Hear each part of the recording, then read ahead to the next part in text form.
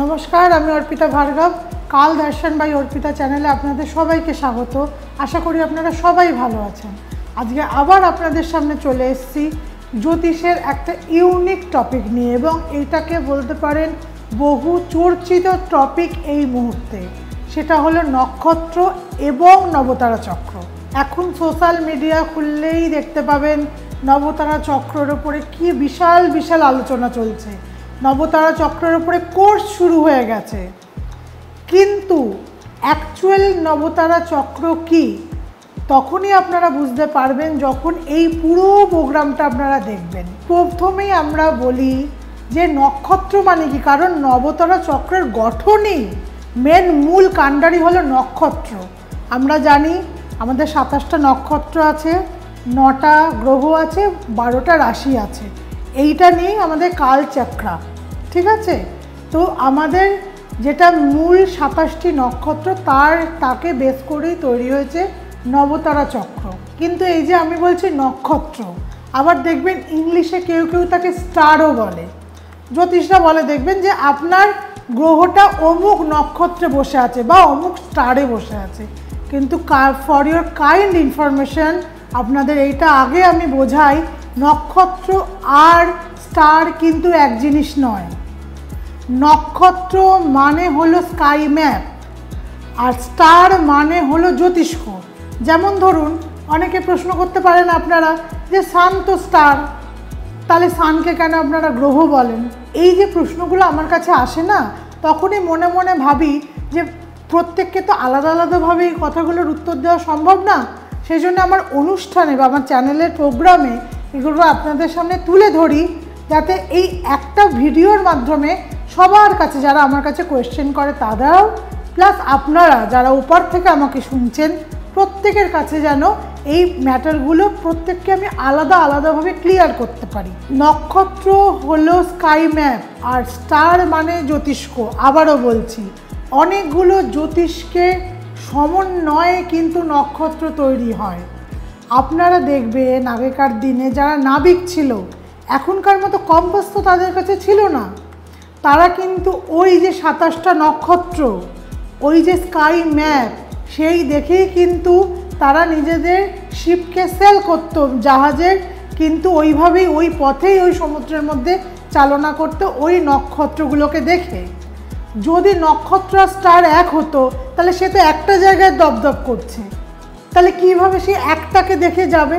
ওই যে sky map, আমরা যখন এখন আমরা কি করি, কোথাও গেলে গুগল খুলি ম্যাপ, তো ওই যে রাস্তা নির্ধারণ করে ম্যাপ, তো এই পুরো অথই সমুদ্রের রাস্তা নির্বাচন করে সঠিক গন্তব্যস্থলে পৌঁছে দিত নক্ষত্রগুলো। নক্ষত্রের মানেই যদি আমি না জানি, তাহলে আমি নক্ষত্র নিয়ে আলোচনা করব কি করে? ফার্স্টেই আপনারা তাহলে বুঝতে পারলেন, জ্যোতিষ্ক মানে স্টার আর নক্ষত্র মানে হচ্ছে স্কাই ম্যাপ। দুটোর ডেফিনেশন কিন্তু এক নয়।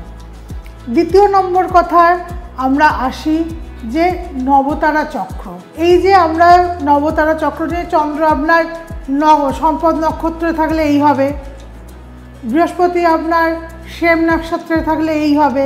এখন ট্রানজিটে কোথা দিয়ে নক্ষত্র, কোন নক্ষত্র দিয়ে পাস করছে, এই যে ক্যালকুলেশনগুলো নিয়ে চারিদিকে আলোচনা হচ্ছে, কিন্তু এগুলো কি সঠিক?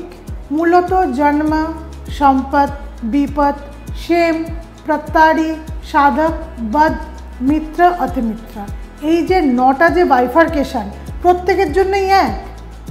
যেমন এই এক ধাঁচা রাশিফল লোকে বলে যাচ্ছে, একইভাবে বার্ষিক ফল বলে যাচ্ছে, তেমন একইভাবে এই নবতারা চক্র নিয়েও বলে যাচ্ছে।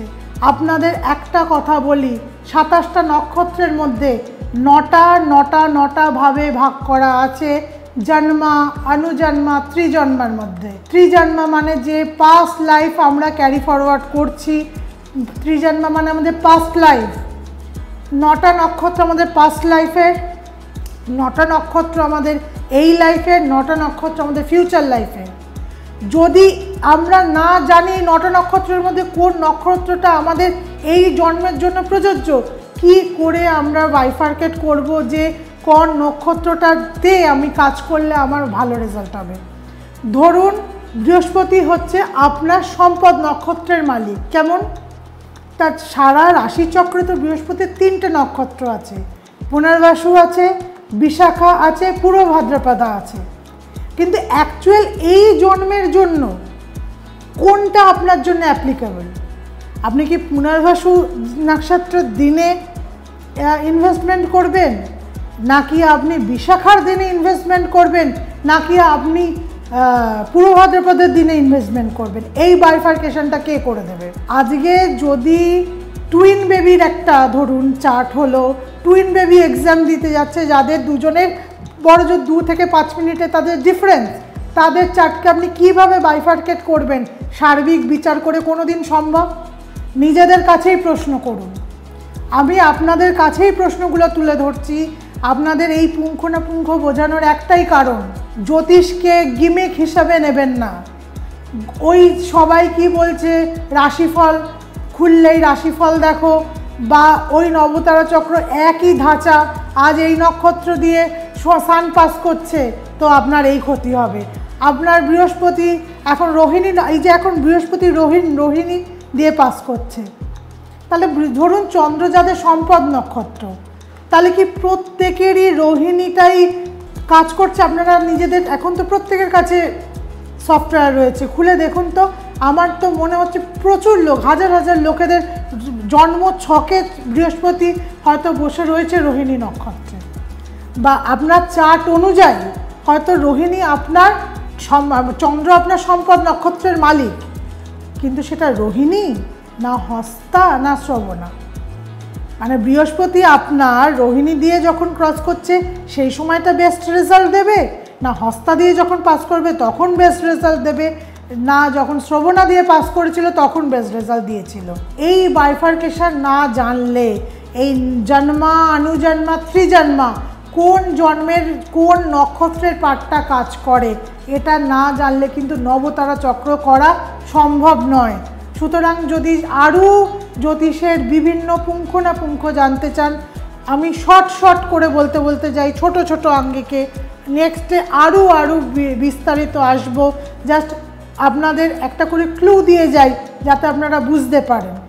আমার চ্যানেলের সাথে যুক্ত থাকুন, আমার চ্যানেল শুনতে থাকুন, সাবস্ক্রাইব করুন, দেখবেন আরও অনেক তথ্য আসবে আপনাদের সামনে। চোখ আই ওপেনার হবে আমার প্রোগ্রামগুলো। এইটুকু আপনাদের আমি কমিট করতে পারি। আর যেতে যেতে বলি, যদি কোনো প্রবলেম থাকে নিজেদের বার্থ চার্ট রিলেটেড, যদি কোনো কোয়ারিজ থাকে, নিচে স্ক্রলিংয়ে আমার নাম্বার যাচ্ছে, সেই নাম্বারে আপনারা ফোনও করতে পারেন, হোয়াটসঅ্যাপও করতে পারেন, এবং তাতে অনলাইন কনসালটেন্সিরও ব্যবস্থা আছে। যদি করতে চান অলওয়েজ ওয়েলকাম। সঙ্গে থাকুন, আশা করি জ্যোতিষের আরও অনেক আনটোল্ড হিস্ট্রি আপনাদের সামনে আমি নিয়ে আসতে পারবো। ভালো থাকবেন, সুস্থ থাকবেন, নমস্কার।